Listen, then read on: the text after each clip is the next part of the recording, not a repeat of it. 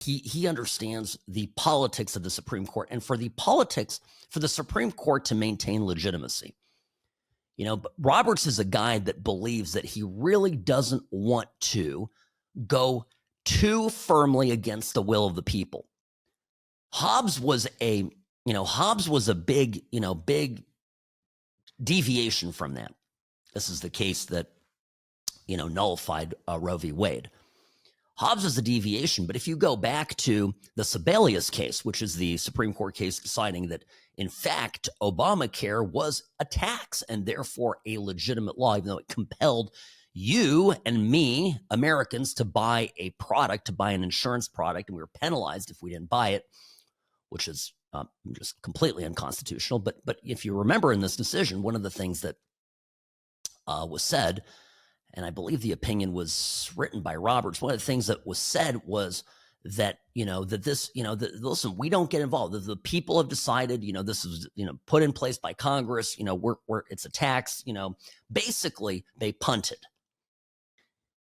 And the punt, this is my point here, the punt today in February of 2025 is to support the guy that got a majority of the vote, that won 7 swing states, and that did that in spite of the fact that there was a massive amount of litigation and criminal prosecution lodged at him, meaning the people who voted for Trump, and a lot of people did in a lot of states, did not believe that the process playing out in the courts against Trump was legitimate.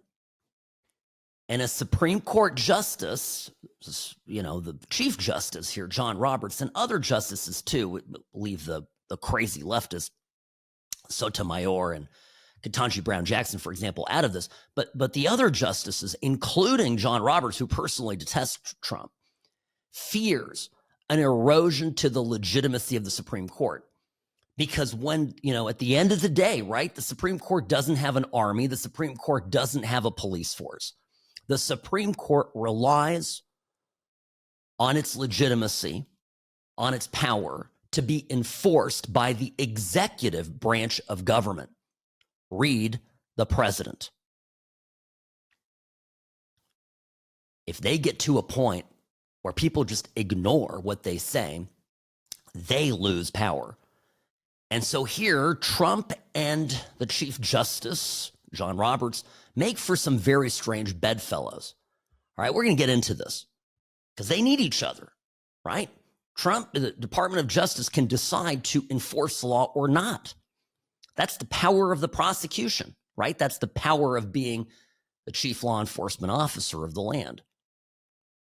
So the Supreme Court, I think, is going to be it will have no choice but to back Trump against the legislative branch, else it risks eroding its own power.